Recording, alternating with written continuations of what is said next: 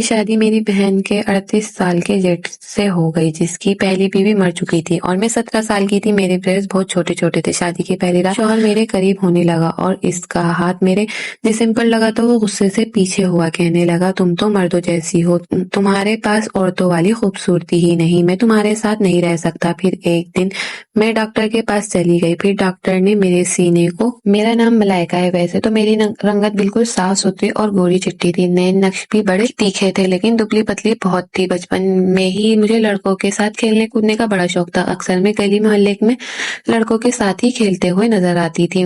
گھر میں سب سے چھوٹی تھی، اس لیے ماں باپ کا لاڈ پیار میرے ساتھ کچھ زیادہ ہی تھا۔ مجھ سے بڑی 3 بہنیں تھیں جو کہ شادی شدہ تھی۔ میرا وقت زیادہ تر لڑکوں کے ساتھ ہی گزرتا تھا، اس لیے میرا پہننا بھی ایسا ہی تھا، لڑکوں کی طرح ہی شرٹ اور جینس پہنتی تھی، سر پر کیپ لگائے رکھے۔ کرکٹ، بیڈمنٹن، فٹ بال، یہ سب میرے پسندیدہ کھیلوں میں کھیل تھے۔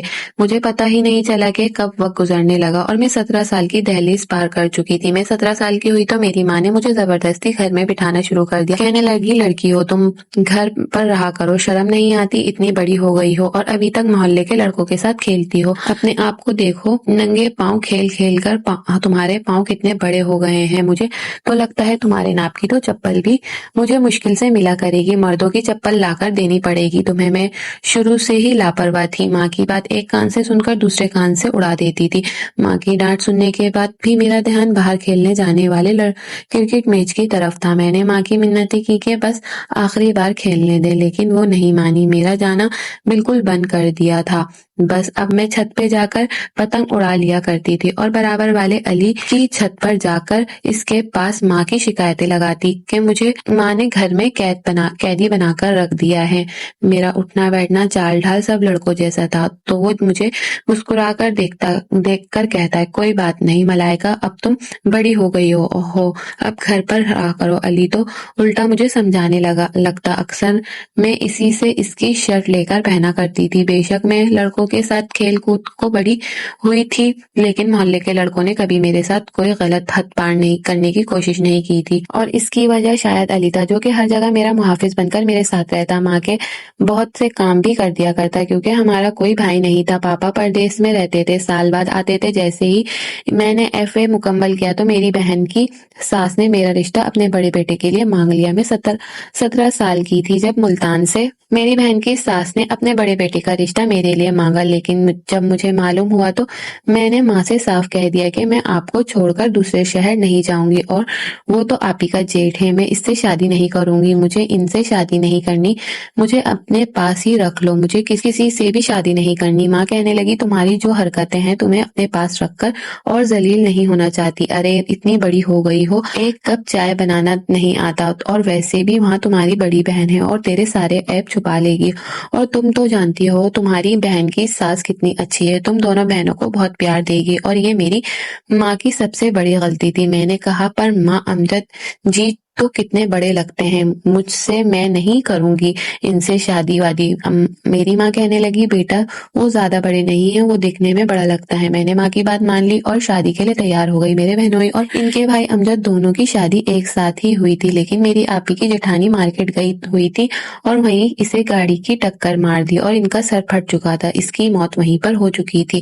میں خوش تو نہیں تھی، لیکن آنٹی میری ماں کی بچپن سے سہیلی تھی، اس لیے ماں امجد جی کے رشتے کے لیے آنٹی سے انکار نہ کر پائیں۔ خیر میرا شادی کی طرف کوئی دھیان نہیں تھا، ابھی تک میرا دماغ بس کھیل کود میں ہی کا رہتا تھا۔ شادی سے 3 دن پہلے تک میں چھپ چھپ کر باہر نکل جایا کرتی تھی۔ میری ماں مجھے زبردستی گھر میں بند کرتی اور کہتی اس لڑکی کو چین نہیں ہے، ارے دلہن اس طرح شادی سے پہلے ادھر ادھر بھاگتی ہیں پھرے تو اس کے اوپر رنگ روپ نہیں چڑھتا، اور 3 دن میں بڑی مشکل سے اپنے گھر میں بیٹھ کر کاٹے اور آسمان پر پتنگیں اڑائی، اور کشتی دیکھ کر میں سیدھی دوڑ چھت کی طرف لگاتی تاکہ وہ کٹنے والی پتنگ میں پکڑ لوں۔ خیر میری شادی کا دن آ گیا۔ آج میری شادی دوپہر تک میری بارات آ چکی تھی، دن کے وقت میری شادی ہوئی تھی اور رات کی ٹرین سے ہی واپسی کا سفر بھی شروع ہو گیا تھا۔ بہنوئی اور آپی ہم لوگ سے الگ بیٹھے تھے اور میں امجد جی کے ساتھ تھی، دلہن بنی گھونگھٹ میں ٹرین میں بیٹھی بہت بور ہو رہی تھی۔ میرا شوہر امجد مجھے بار بار بڑی غور سے دیکھ رہا تھا۔ میں بہن کے گھر میں زیادہ آنا جانا نہیں کرتی تھی، میری اپنی بہنوں کے یہاں جانا نہ جانے کے برابر تھا، لیکن میری बहन की सास जो मेरी माँ की सहेली भी थी, इसलिए बीच बीच में हम सब इनसे मिलने आ जाया करती थी। हफ्ता 10 दिन रहकर वापस जाती थी। मुझे ज्यादा मतलब नहीं था, ना बहनों से और ना ही मेरी माँ की सहेली से, इसलिए मुझे आंटी के रवैये के बारे में ज्यादा कुछ पता नहीं था और ना ही अपने शौहर अमजद के बारे में। बेशक मेरा सारा बचपन लड़कों के साथ खेल कूद कर गुजारा था, लेकिन जिन नजरों से वो मुझे देख रहे थे और उलझन मुझे इसकी नजरों से महसूस हो रही थी, ऐसे कभी मुझे इन लड़कों ने से नहीं हुई थी जिनके साथ मैं बचपन से खेलती चली आ रही थी। वो मेरे बहुत करीब बैठा था और एक तो पहली बार मैं ट्रेन का सफर कर रही थी और फिर वो इस भारी दुल्हन के जोड़े में। मैंने तो आज तक शलवार कमीज भी नहीं ढंग से पहना था, जीन्स शर्ट पहनती थी या फिर टी शर्ट में घूमती फिरती थी। इस वक्त इस दुल्हन के भारी लहंगे में मुझे सख्त उलझन महसूस हो रही थी। बड़ी मुश्किल से मैंने 16 से 17 घंटे का ये सफर अपने इस भारी लहंगे के साथ गुजारा। रात को सोने से पहले जेवरात जरूर उतार दिए थे। मुल्तान पहुंचने के बाद मेरी सास मेरी बहन को कहने लगी, इसका सारा हुलिया ठीक करो, कमरे में ले जाकर अच्छे से मेकअप करो दो और इसे कमरे में बिठा दो। मेरी आपी मेरा लहंगा घूंघट सही करके मुझे पलंग पर बिठाकर चली गई। मैं बहुत घबरा रही थी। आपी कहने लगी, मलाइका घबराओ मत, मैं जा रही हूँ आराम करने। मैंने कहा ठीक है चली जाओ। मैं थकान से और नींद से बेहाल थी क्योंकि ट्रेन में मुझे ठीक से नींद नहीं आई थी। मैं हमेशा नींद की बड़ी पक्की थी। जब भी मुझे नींद आती थी चाह कर भी खुद को जगा नहीं पाती थी, इसलिए अपने शौहर के कमरे में आने का इंतजार भी नहीं किया था। तकिए पर सर रखकर सो गई। अचानक से आधी रात के वक्त मेरी आंख खुली तो देखा अमजद सोफे पर तकिया रखकर सो रहा था। ये देखकर मुझे बड़ी शर्मिंदगी सी हुई कि थी, मुझे इसका इंतजार करना चाहिए था। खैर मैंने खिड़की पर नजर दौड़ाई तो रात के 2 बज रहे थे। मुझे बहुत भूख लग रही थी। मुझे नाश्ता कराकर ही मुझे कमरे में बिठा दिया था और कमरे में आते ही सो गई थी। मैं उठकर कमरे से बाहर जाना चाहती थी ताकि अपने खाने पीने का कोई जुगाड़ लगा सकूं, लेकिन जैसे ही मैंने बेड से नीचे पांव रखा, ना जाने नीचे क्या था, मेरा पैर इस पर टकरा गया और गिरते गिरते बची, लेकिन मेरे मुंह से एक चीख निकल गई और मैं जल्दी से संभल भी गई। गिरने से तो बच गई, लेकिन चीख की आवाज सुनकर अमजद की आंख जरूर खुल गई थी। अमजद मुझे जागता देखकर मुस्कुराता हुआ उठकर मेरे पास आ गया। अपना तकिया भी बेड पर रखा। बेशक इनका मेरे घर आना जाना था, लेकिन मुझे कभी भी इनसे कोई मतलब ना था। अब अमजद मेरे लिए बिल्कुल अनजान था और वो मेरे पास आकर बैठ गया। कहने लगा, हो गई नींद पूरी, कितना जगाया मैंने तुम्हें, लेकिन तुम इतनी गहरी नींद में थी कि जागने का नाम ही नहीं ले रही थी। तुम तो घोड़े बेचकर ऐसी सो चुकी थी कि उठने का नाम ही नहीं लिया। मैंने कहा, आई एम सॉरी, शायद सफर की वजह से बहुत थक गई थी, इसलिए मुझे पता ही नहीं चला कि कब आंख लग गई। वो कहने लगा, हमने तुम्हें जगाने की कोशिश की थी, लेकिन नींद में ही तुमने साफ कह दिया था कि मुझे सोने दो। इसने गहरा सांस लेते हुए मुझे अजीब नजरों से देखा तो मुझे ऐसा कुछ भी नहीं, लेकिन ऐसा मुमकिन भी नहीं था कि क्योंकि गहरी नींद में जब माथा मुझे उठाती थी तो मैं इन्हें भी ऐसे ही कहती थी। उस वक्त मुझे काफी शर्मिंदगी महसूस हो रही थी। मैं अभी ये सोच रही थी कि कैसे अमजद से ये कहूँ कि मुझे भूख लग रही है। तभी इसने मेरा हाथ थाम लिया। कहने लगा, बेशक मेरा आना जाना तुम्हारे घर पर था, मिलना जुलना था, लेकिन मैं तुम्हें पहली बार देख रहा हूँ। मेरी माँ ने जब मुझसे तुम्हारे लिए पूछा तो मैंने अपना फैसला माँ पर छोड़ दिया, लेकिन फिर सोचने लगा, पता नहीं तुम कैसी होगी, लेकिन तुम खूबसूरत हो। मुझे अपनी माँ के फैसले पर कोई एतराज नहीं, बल्कि खुश हूँ कि मेरी माँ ने इतनी खूबसूरत लड़की मेरे लिए चुनी है। ये कहकर इसने साइड टेबल की दराज से चेन निकाली और मुझे पहना दी। कुछ देर तक मेरी तारीफ करता रहा और मेरे लिए सब कुछ नया नया था, बहुत ही अनोखा था, क्योंकि अब तक जिन लड़कों के साथ खेला करती थी वो मुझे लड़का ही समझा करते थे, कभी मुझसे ऐसी बातें नहीं करते थे। इसलिए अमजद जी के मुंह से अपनी तारीफ सुनकर मुझे अच्छा लग रहा था। इसका मेरे चेहरे को छूना, धीमे लफ्जों में बात करना, सब कुछ दिल फरेब सा लग रहा था। लेकिन अचानक से वो मेरे हाथ देखकर चुप सा हो गया। कहने लगा, तुम्हारे हाथ इतने बड़े से क्यों हैं? लड़कियों के हाथ तो जैसे खूबसूरत क्यों नहीं? इसने मेरे हाथों को छोड़ दिया और कहने लगा, मुझे लड़कियों में मर्दाना झलक बिल्कुल अच्छी नहीं लगती। मैंने अपने हाथ गौर से देखे। शायद मुझे लड़कियों की तरह नाखून बढ़ाने का कोई शौक नहीं था, ना ही अपने हाथ की केयर करने की मुझे कोई परवाह थी, इसलिए मेरे हाथ बड़े रूखे थे। हर वक्त लड़कों वाले खेल खेल कर मोटे मोटे हो गए थे और बेड से उठकर अलमारी के पास चला गया। अलमारी खोलकर इसने एक रेड कलर का ड्रेस मुझे थमा दिया। कहने लगा, जाओ इसे पहन कर आओ। और मैं खुद इस भारी कपड़ों से तंग आ चुकी थी, इसलिए मैंने शुक्रिया अदा किया। लेकिन जैसे ही वॉशरूम में जाकर इन कपड़ों को देखा तो वो बहुत ही बारीक सी नाइटी थी, लेकिन मैंने शर्माते हुए वो पहन ली थी। इसे ऐसे पहनते हुए इसे बेहद नर्वस हुई थी। मैं कमरे में आई तो सामने ही अमजद हाथ ہاتھ میں پرفیوم کی بوتل پکڑے خود اسپرے کر رہا تھا۔ مجھے دیکھ کر مسکراتا ہوا میرے پاس آ گیا، مجھ پر اسپرے کرنے لگا، کہنے لگا مجھے اس پرفیوم کی خوشبو بہت پسند ہے۔ یہ کہہ کر وہ مجھے اپنے آپ سے لگائے بیڈ پر لے آیا، مجھ سے پیار بھری باتیں کرنے لگا۔ اس کی نظریں میرے پورے جسم پر گھوم رہی تھی اور میں بے حد شرما رہی تھی، کیونکہ ایسی نظروں سے میرا پہلی بار سامنا ہو رہا تھا۔ کچھ ہی دیر میں اس نے مجھے اپنی آغوش میں سمیٹ لیا تھا۔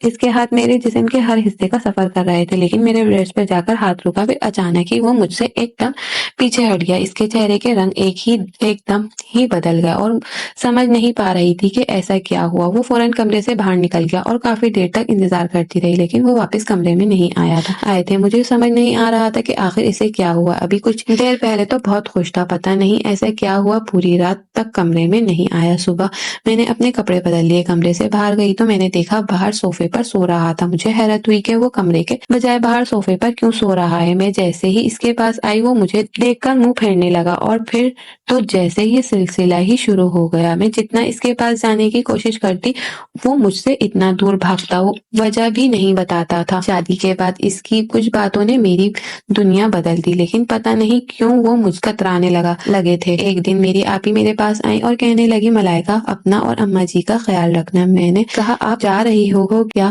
آپی نے کہا ہاں، تیرے بہنوئی کو کمپنی کی طرف سے کال آئی تھی تو جانا ہوگا۔ میں بڑی اداسی سے ان کو کہا ٹھیک ہے۔ دراصل میرے بہنوئی دبئی میں کام کرتے تھے اور آپی بھی انہی کے ساتھ دبئی ہی رہتی تھی، چھٹیوں میں یہاں آیا کرتی تھی۔ خیر کافی دن گزر گئے تھے، لیکن امجد کا رویہ مجھ سے نہیں بدلا تھا۔ ایک بار میں نے تنگ آ کر اس کے سامنے کھڑی ہو گئی۔ میں نے کہا امجد آپ مجھ سے بات کیوں نہیں کرتے، کیوں مجھ سے دور دور رہتے ہیں؟ وہ کہنے لگا تم نے میرے ساتھ اچھا نہیں کیا، مجھے اگر پتا ہوتا کہ تم ایسی ہو تو میں کبھی بھی تم سے شادی نہیں کرتا۔ میں اس کی بات کا مطلب نہیں سمجھی تھی کہ آخر میں نے ایسا کیا کر دیا۔ وہ کہنے لگا تمہارے اندر تو لڑکیوں جیسی کوئی بات ہی نہیں، تم تو مردوں جیسی دکھتی ہو، تمہاری چال ڈھال جسم کی بناوٹ تک مردوں جیسی ہی۔ کہہ کر وہ کمرے سے باہر نکل گیا تھا۔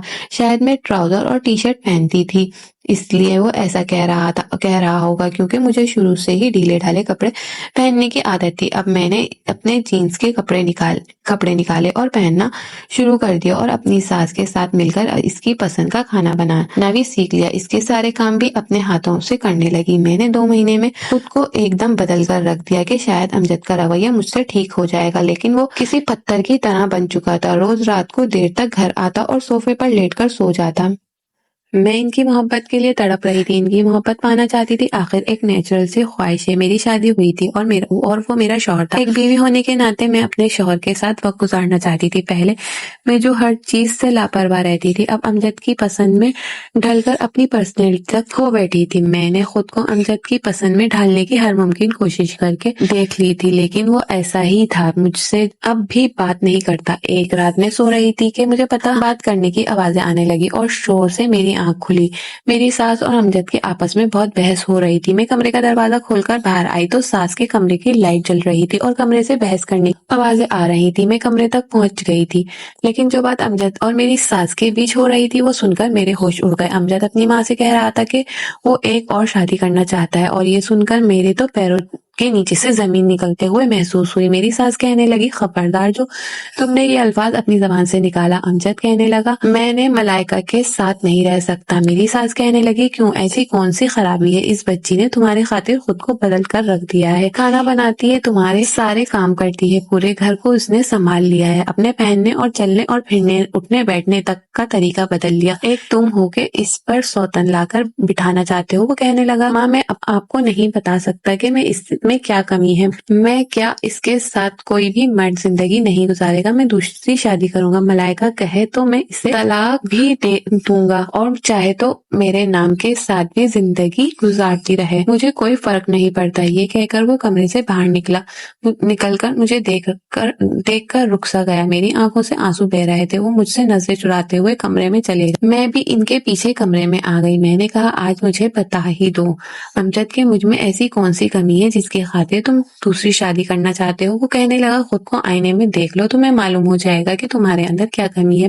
मैंने खुद को रोज देखती हूँ, मुझे नहीं पता। इंसान को हमेशा अच्छा ही लगता है, लेकिन आप बताओ क्या क्या बुराई है मुझ में। कहने लगा तुम्हारे अंदर औरतों वाली कोई खूबसूरती नहीं, मुझे सूट पहनने से तुम्हारे जिस्म की खूबसूरती बदल नहीं जाएगी। कभी अकेले में शीशे के सामने खड़े होकर देखना, बिल्कुल सिपाट मर्दों के जैसे सीना है तुम्हारा। तुम्हारे पास आते हुए मुझे ऐसा महसूस होता है जैसे मैं किसी मर्द के पास मौजूद हूँ और मुझे तुमसे घिन आती है। तुम्हारी संगत में मुझे घुटन का एहसास होता है। तो मुझे तुम्हें होने से कुछ भी अच्छा महसूस नहीं होता और ना ही मेरे दिल के जज्बातों में कोई तूफान उठता है। तुम्हारे पास आने को जी नहीं चाहता, तुम्हारे साथ नहीं रह सकता।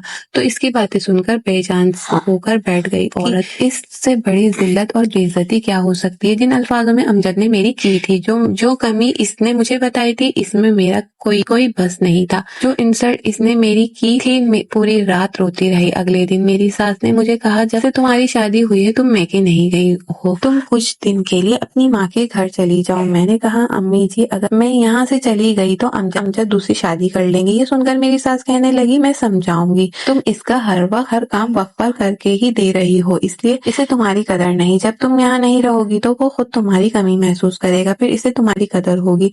मुझे अपनी सास की बात ठीक लगी और मैं वापस माँ के घर चली गई और पूरे 7 महीने ससुराल रही थी और पूरी तरह बदल चुकी थी। जब घर आई तो अपनी माँ के साथ गले लगकर फूट फूट कर रोने लगी। माँ समझी कि इनके दूर रहने की वजह से उदास हूँ, इसलिए रो रही हूँ। अभी मुझे आए 1 घंटा ही हुआ था कि जब मोहल्ले के सारे लड़के जो मेरी उम्र के ही थे मुझसे मिलने आ गए, लेकिन मैं आज इनसे दूरी बनाकर मिल रही थी क्योंकि मेरी सोच बदल गई थी। इन लड़कों में एक लड़का अली भी था, मेरी सबसे ज्यादा दोस्ती इसी के साथ थी। वो मुझे मिलने आया, मैं सबसे हंस हंस कर बातें कर रही थी, लेकिन दिल ही दिल में परेशान हो रही थी। मुझे अमजद की फिक्र सताई जा रही थी, बस मुझसे बातों में मसरूफ थे। एक अली था जो चुप था और लगातार मुझे देखे जा रहा था। जब सब चले गए तो मेरे पास आकर बैठ गया। कहने लगा, तुम्हें क्या हुआ मलाइका, इतनी उदास क्यों हो। मैंने कहा, नहीं मैं तो बहुत खुश हूँ। ये कहते हुए मेरे अल्फाज ना चाहते हुए भी नम नम हो गए थे। वो मेरे चेहरे को मेरी आंखों की बड़े गौर से देख रहा था। कहने लगा, नजर आ रही है मुझे तुम्हारी खुशी। बचपन साथ गुजरा है और साथ खेले हैं और साथ ही हंसे और साथ ही रोए भी हैं, इसलिए मुझसे झूठ मत बोलो। अगर अमजद ने तुम्हें कुछ कहा है तो बस एक बार इशारा कर दो, फिर देख लो साले के कैसे ठीक करता हूँ। इसने अपनी नाक चढ़ाते हुए कहा। मुझसे कहा था। मैंने कहा, बदतमीज बात करो, तुमसे बड़े हैं। वो कहने लगा, तुम्हारी आंखों में आंसू लाने वाला जो वजह बनेगा वो तो इसे छोड़ूंगा नहीं। मैंने कहा, अली वो बहुत अच्छे हैं। अब मैं क्या बताती, मेरी दोस्ती अली की बहन के साथ बचपन से ही बहुत अच्छी थी और शादीशुदा भी थी। सोचा जाकर इससे मामले का हल पूछती हूँ, शायद मेरी मदद कर देगी। अगले दिन मैं अली के घर चली गई। अली इस वक्त अपने पापा के साथ एक दुकान पर जाया करता था। इनकी कपड़ों की दुकानें मार्केट में थी और वो अपने पापा के साथ मिलकर इन दुकानों को संभालता था, इसलिए शाम को ही घर लौटता था। मैं दोपहर के वक्त घर गई क्योंकि अगर अली घर पर होता तो वो मेरे सर पर ही मंडलाता रहता। मुझे देखकर अली की बहन बहुत खुश हुई थी। मुझसे मेरी शादीशुदा जिंदगी के बारे में पूछने लगी। मैंने इसे यही कहा कि अमजद बहुत अच्छे इंसान है और मैं बहुत खुश हूँ। फिर तो बातों में इसके चुपते हुए वो सवाल पूछ ही लिया जो मेरी जिंदगी का सबसे बड़ा मसला बन गया था। वो मुझसे कहने लगी कि वो मुझे लेडी डॉक्टर के पास ले जाएगी जो इस मसले का इलाज करती हैं। मैं ये सुनकर खुश हो गई। मैं चाहती थी कि बिना किसी से कुछ कहे मेरे इस मसले का हल हो जाए, इसलिए मैं अगले दिन ही अली की बहन के साथ इस लेडी डॉक्टर के पास चली गई थी। इसने मुझे कुछ दवाइयां दी और अच्छी खुराक खाने के लिए भी कहने लगी। मैं घर वापस आई तो फोन पर मेरी माँ मेरी सास से बात कर रही थी। मैंने माँ से फोन लिया और खुद अपनी सास से बात करने लगी। इनसे अमजद के बारे में पूछने लगी। वो कहने लगी, मैं रोज इसे समझाने की कोशिश कर रही हूँ लेकिन वो मेरी बात सुनने को तैयार नहीं। लेकिन तुम फिक्र मत करो, मैं इसे संभाल लूंगी, तुम बस अपनी सेहत का ख्याल रखो। मैं बहुत परेशान थी। लेडी डॉक्टर ने जो मेडिसिन मुझे दी थी वो मुझे खाना खाने के बाद खानी थी, लेकिन सास से बात करने के बाद मुझे जैसे ही वो खत्म हो गई थी, मुझे लगा कि मेरे जाने के बाद अमजद को मेरी कमी महसूस हुई होगी। वो मुझे याद करता होगा, लेकिन वो तो अभी भी वैसा ही था। मैंने कुछ ही निवाले लिए और अपनी मेडिसिन खा ली। इसे खाने के बाद मुझे एक अजीब सी बेचैनी होने लगी थी। सीने में दर्द उठने लगा। मुझे अपना सीना भारी भारी लगने लगा। शायद मेरे मसले का हल यही हो, ये सोचकर मैं दवा खाने लगी और इसे खाते खाते मेरे पसीने छूटने جاتے تھے مجھے گھبراہٹ ہونے لگ جاتی، لیکن اس کے خاطر میں یہ سب کر رہی تھی۔ ایک بار میرے نمبر پر امجد کی کال آ رہی تھی۔ جب میں کراچی آئی تھی امجد کی کال آج پہلی بار آئی تھی۔ میں نے فوراً فون اٹھا لیا، مجھے لگا شاید مجھے یاد کر رہا ہوگا، اس لیے اس نے فون کیا ہوگا، لیکن وہ کہنے لگا تم جو کھیل میرے ساتھ کھیل رہی ہو اچھا نہیں کر رہی ہو، میری ماں مجھے تمہاری وجہ سے جائیداد سے بے دخل کر رہی ہیں، میں تمہیں چھوڑ نہیں، پتہ نہیں تم جیسی مردانہ لڑکی نے میری ماں پر کیا جادو کر دیا کہ ایسے سارے جہاں کی خوبیاں بس تمہارے اندر ہی نظر آتی ہیں۔ اگر تمہیں میرے ساتھ رہنا ہے تو اپنا علاج کروا کر تمہیں بس 15 دن دے رہا ہوں، ورنہ طلاق دے دوں گا، میری ماں مجھ سے اس کے بعد گھر سے بے دخل کر دے گی، لیکن تمہیں بھی برباد کر دوں گا۔ یہ کہہ کر اس نے فون بند کر دیا، اور یہ سن کر میں رونے لگی۔ بار بار امجد کو کہہ رہی تھی میرے ساتھ یہ مت کریں۔ جیسے ہی فون بند کر کے پلٹی تو میرے پیچھے ہاتھ باندھے علی کھڑا تھا۔ اسے دیکھ کر میں نے جلدی سے اپنے آنسو صاف کیے تھے۔ کہنے لگا تمہارے شوہر کا فون تھا؟ میں نے کہا ہاں ہاں۔ کہنے لگا کیا کہہ رہا تھا اور رو کیوں رہی ہو؟ وہ اس وقت کافی سیریس انداز میں مجھ سے پوچھ رہا تھا۔ میں نے کہا تم سے مطلب تم کیوں ہر وقت میرے سر پر سوار رہتے ہو اور بنا بتائے میرے کمرے میں دندناتے چلے آتے ہو؟ تم ہوتے کون ہو میرے کمرے میں اس طرح میری بنا اجازت کے آنے والے؟ جاؤ نکلو یہاں سے۔ میں اسے کچھ بھی نہیں بتانا چاہتی تھی، اس لیے میں نے اسے بڑی کھری کھری سنا دی تھی۔ میرا غصہ دیکھ کر وہ مجھے کہنے لگا تم چھپا نہیں سکتی مجھ سے کوئی بھی بات، مجھے اندازہ ہے کہ تمہارے شوہر کا رویہ تمہارے ساتھ ٹھیک نہیں ہے۔ میں نے کہا یہ ہم میاں بیوی کے آپس کا معاملہ ہے، تم ہوتے کون ہو میرے بیچ میں بولنے والے؟ خدا کے لیے مجھے اکیلا چھوڑ دو، جاؤ یہاں سے۔ میں نے اسے دھکا دیتے ہوئے کمرے سے نکال دیا اور وہ کمرے کا دروازہ بند کر لیا۔ سامنے رکھی اپنی میڈیسن دیکھ کر مجھے امجد کی بات یاد آنے لگی۔ میں نے 2 ٹیبلٹ نکالی اور ایک ساتھ کھا لی، کیونکہ میں چاہتی تھی کہ میرے اس مسئلے کا حل جلد از جلد ہو جائے تاکہ میرا گھر ٹوٹنے سے بچ جائے۔ لیکن وہ دوا کھاتے ہی مجھ پر ایک قدر گھبراہٹ سوار ہوئی کہ میری حالت بگڑنے لگی۔ میری ماں میری حالت دیکھ کر پریشان ہو گئی۔ میرے پاپا گھر پر نہیں ہوتے تھے، باقی سب اپنے اپنے گھر کے ہی تھے، اس لیے میری ماں نے علی کو ہی بلایا تھا اور اسی کے ساتھ لے کر مجھے اسپتال لے گئی۔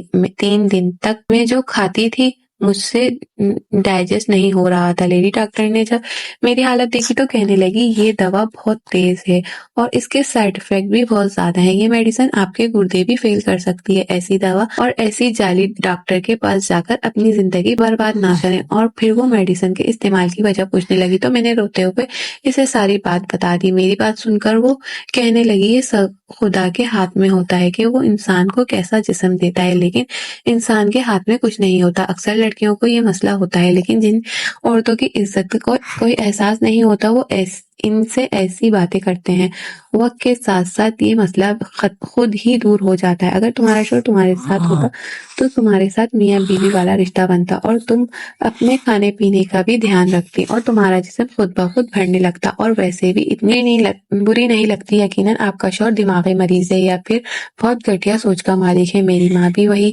موجود تھی، یہ باتیں سن کر ماتھے پر بل ڈالے سر جھکائے بیٹھی تھی۔ گھر آتے ہی علی نے میری ماں کو میری میڈیسن کس طرح استعمال کرنی ہے یہ سمجھایا اور واپس چلا گیا۔ میری ماں مجھے کہنے لگی مجھے پہلے کیوں نہیں بتایا؟ میں رونے لگی۔ میں نے کہا ماں آپ کو پریشان نہیں کرنا چاہتی تھی، آپ ہمیشہ مجھے دیکھتی تھی کہ تمہیں گھر بسانے کا ڈھنگ نہیں آتا، لیکن سچ کہتی ہوں کہ ماں اپنے آپ کو امجد کے خاطر بدل کر رکھ دیا، سارے کام سیکھ لیے۔ اب بے شک میری ساس سے پوچھ لے، لیکن پھر بھی وہ مجھ سے کہتا ہے کہ مجھ سے گھن آتی ہے، میری سنگت سے اس کا جی خراب ہونے لگتا ہے۔ یہ باتیں عورت کی روح تک کو گھائل کر کے رکھ دیتی ہیں، لیکن میں نے یہ سب سن کر یہی چاہا کہ امجد کے دل میں میری جگہ بن جائے، مجھے طلاق نہ دے۔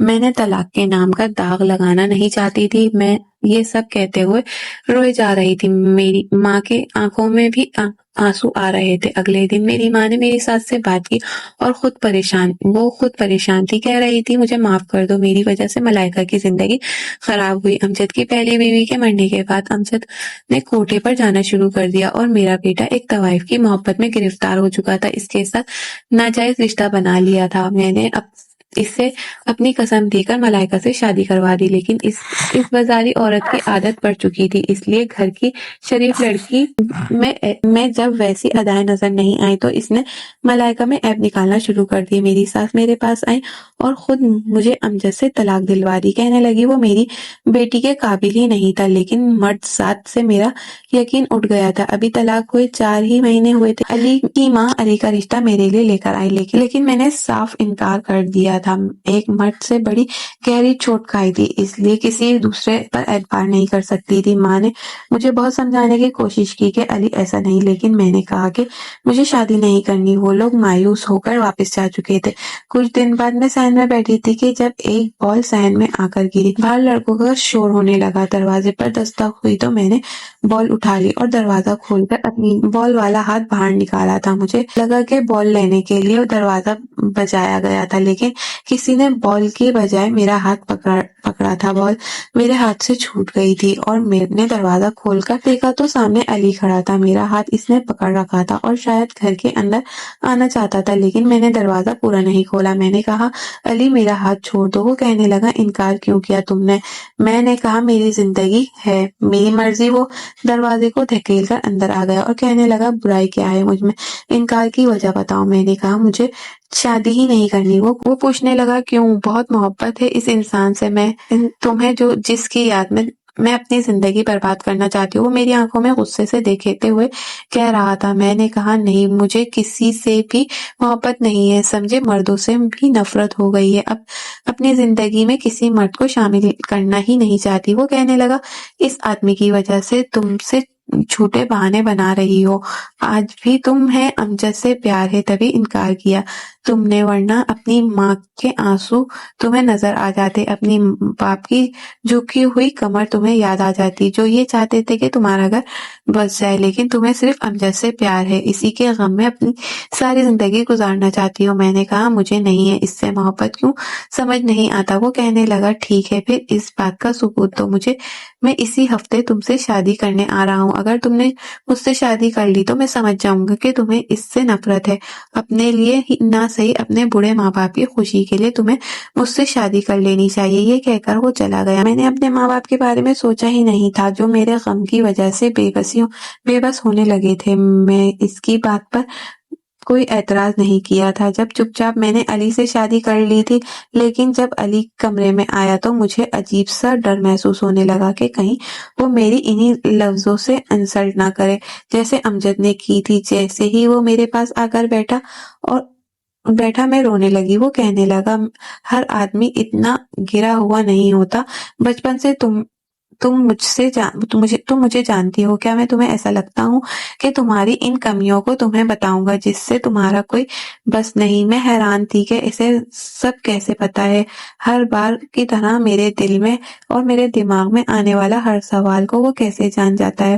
اور وہ میرا ہاتھ تھام کر کہنے لگا لیڈی ڈاکٹر کی ساری باتیں میں سن چکا تھا، اور وہ بھی جو تم نے لیڈی ڈاکٹر کو بتایا تھا، تمہاری ماں اور باپ سے یہ کہہ چکا تھا کہ ایسے نیچ گھٹیا سے ملائکہ کو طلاق دلوا دے، میں اسے اپنانا چاہتا ہوں، اس لیے بھول جاؤ وہ سب کچھ جو ہو چکا ہے، بس یہی یاد رکھو کہ میں تم سے علی بچپن سے محبت کرتا ہے۔ جن دنوں تمہاری شادی امجد سے ہوئی تھی میں دوسرے شہر میں تھا، مجھے اس بات کی خبر بعد میں ہوئی، ورنہ کبھی تمہاری شادی وہاں ہونے ہی نہیں دیتا۔